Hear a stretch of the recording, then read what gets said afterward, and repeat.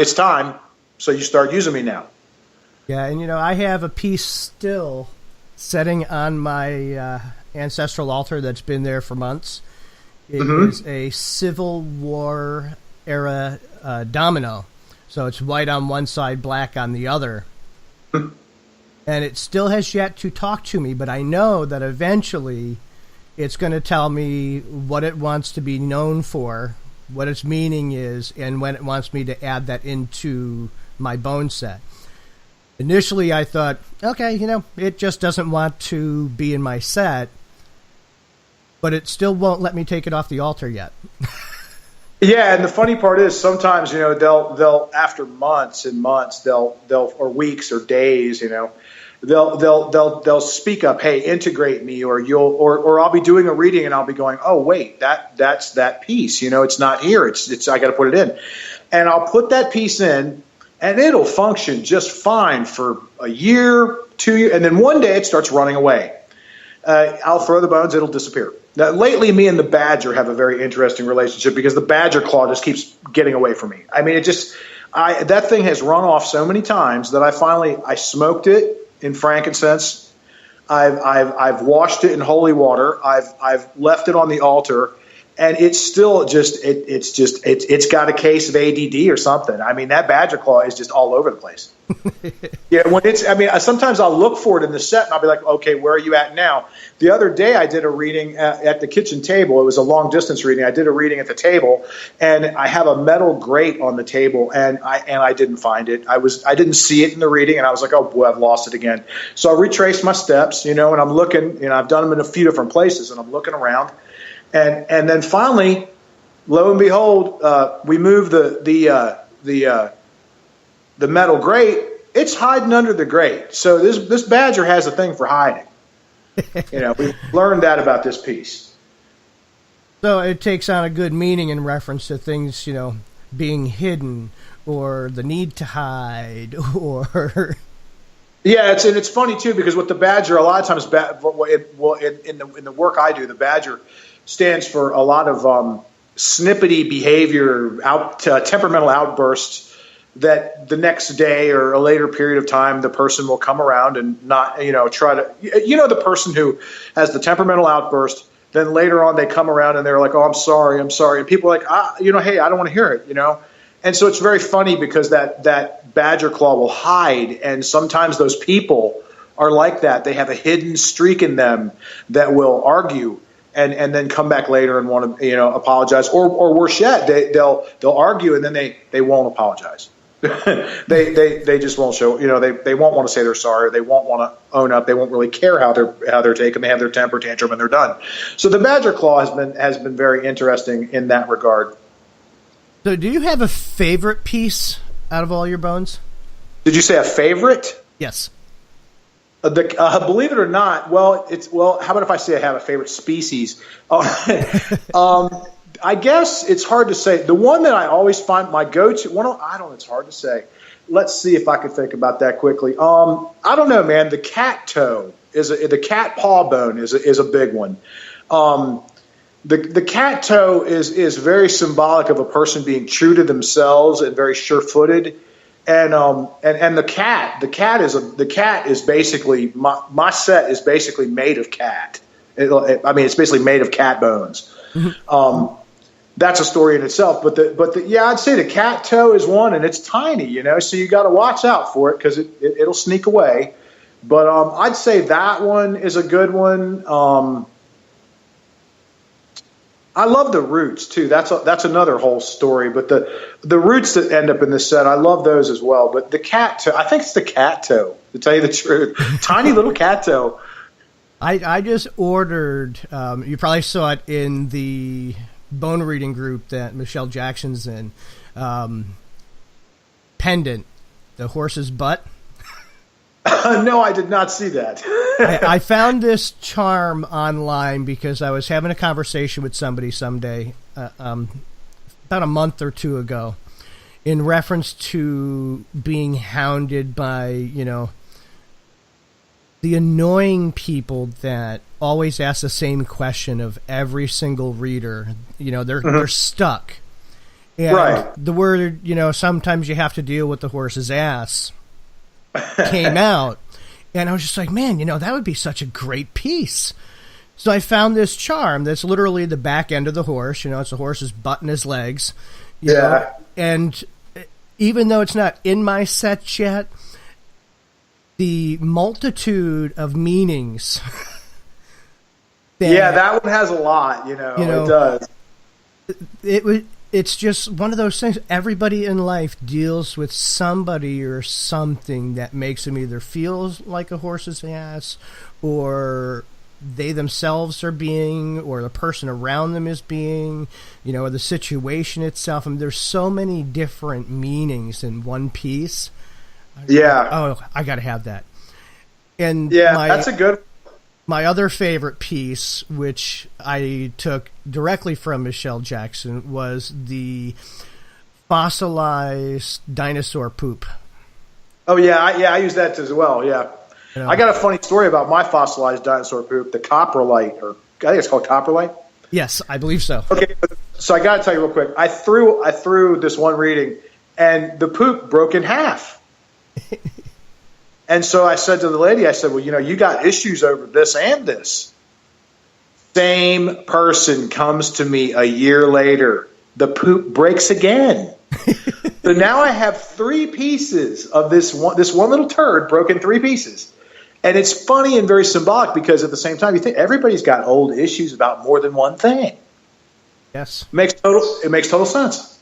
Yeah, when I first bought mine, I deliberately broke it in 2 pieces because I needed to have more than one in my set, because people do deal with more than one, piece of old crap that keeps coming up. Yeah, mine broke pretty quick, actually. I want to say it was within the first 10 readings or so it broke, but it was twisted. It was very graphically correct in the fact the way it looked. It broke pretty quick. Yeah. Yeah. I had issues with initially wanting to have a wishbone in my set.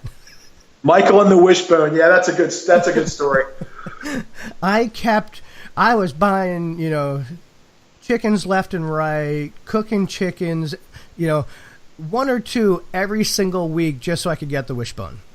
Really? And the first wishbone I had, I literally went to do a test reading for somebody online, and it was on their relationship and how their love life was going to go for the next 12 months. And literally I started to shake the bones in the container I have. Went to reach it, went to pour them out, and the wishbone was already in 2 pieces. It fell right onto my mat, and I'm sitting there going, yeah, she ain't getting no love this year. Do you ever take the bones like that, like the wishbone especially? I don't even want to tell you how long I've had mine. But the wishbone that I have, what I did with it before I started to use it was I oiled it up with olive oil to make it a little bit. Because I can't even remember where mine came from, to be honest. I'm sure it came out of a chicken. I obviously came out of a chicken, but I'm sure it came from a cooked chicken, and I oiled it up, and for some reason it's been very good to me. Well, hence to say, and I've had others that didn't. To me. I've had others that didn't last. I've had backups, and I've tried to, use them, and they don't last. Yeah, you mentioned the oiling part with olive oil to me, and I literally did that right after I spoke to you. But I went through. I literally have to say 6 or 7 chickens, and every wishbone was broken. Yeah, they're one of those ones. I always get a little paranoid about that one because, I try to keep a spare on hand, and I had a couple of spares, and lo and behold, they broke before they ever even got to anywhere. I oiled them up, took them out of a friend of mine sent me a couple of them, and I oiled them up and stuck them on the altar, and I think I put one of them in the bag, and it was the first thing to break. Yeah, the minute I said, okay, so my set doesn't want to have a wishbone, that's okay, I'm fine with that. Well, you know what you can do? Get yourself one of those metal wishbones. You have to. You can always use that. But I'm starting to move more away from the charms. I have so many that I created 2 different sets. Well, I created 3 actually, but the second set of bones I use is all bone. It's not all bone. It's all natural. It's all bones Right. and stones and roots. That's all it is. Now, I hear from the grapevine that you have developed another type of bone set. Yeah, I went for the vegetarian bone set. Can you explain? Well, what I did was I sat, I kept hearing, it's funny because it kind of came about in part from last year. I went to the Viridis Genii Symposium over in Damascus, Oregon, and, a lot of plant magic and stuff like that. And I was paying attention online, and I was hearing a lot of people, oh, why do we have to use animal bones? What about vegetarian? And so I don't know, man. I had an epiphany that I could create a set with nothing but organic materials and I'm not talking clay, roots, stalks, branches, nuts, seeds. So I created this set that's nothing but plant matter with maybe one stone or something. I thought about, I really like, you asked me one of my favorite pieces. I love coral. I love coral. And my client piece is coral. It's a nice piece of black and red banded coral, and I have two of them. So I haven't yet decided whether I'm not going to still use that coral for the client piece in the set that's all roots. But the other thing that I was considering is using a piece of banyan wood for the client. But yeah, this set is not as big. It's more like I don't know if Cast Excelsior, the bone reader from California, Southern California, Los Angeles, I believe, he uses a very small set and can talk to you for an hour and a half on what he's got with that. I mean, what he can read, give you a reading in an hour and a half on these 15 pieces. And that's kind of where I went with this, where what I did was I decided to use male and female roots, different kinds of stalks or viney plants, nuts such as nutmegs, buckeyes, that kind of thing, seeds, that kind of thing, everything with a different meaning. And it's been a challenge, but to tell you the truth, it's going to be very cool when I get it together, because it's going to fulfill a need for people who don't want to deal with animal bones, because some people get weirded out by it, which I find amazing. Maybe I don't. That's probably kind of normal. But yeah, that's what it is. It's a set of roots and stalks and things like that. And I just went with the traditional meanings, and a few of them I threw some meanings on, but most of those things, knowing from years and years and years of different magical systems, you've got meanings for most of those things that you can apply to those roots and stalks and things like that. And then, interestingly enough, way before I came up with this, I had this epiphany. I had a past life reading, and they told me that in the 15th century I read Styx.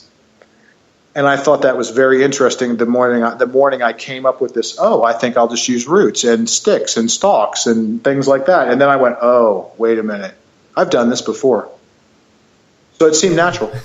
I had a bone reader tell me when I was learning how to read this set that the reason I have so many charms in my set is that one of my guides that has been with me more than just this one lifetime pretty much was a charm reader, and that's what they threw. Yeah, I would believe it, because because it's in your blood, man. I mean, the way I found out that I could do this was really strange. It was really weird. I love all forms of divination, but I do have to say, after I started getting into the bone reading, I love my cards, but boy, nothing is like that bone set. Yeah, they're really. I read cards for 20 years and never got confident enough to read for other people, and I still read cards pretty regular. And I've started to actually, believe it or not, this is really kind of bizarre, I've actually started to use them as a signifier. So let's just say I do a reading on someone, and we're to the end of it, and I ask a couple of questions of them, and they ask a couple of questions of me, and we read on that, and it's fine. I answer that based off the throw or the spread. I might just pull out a deck of cards and throw 3 cards down. And those three cards can really add a layer of stuff to it. And I don't use regular tarot cards. I use a deck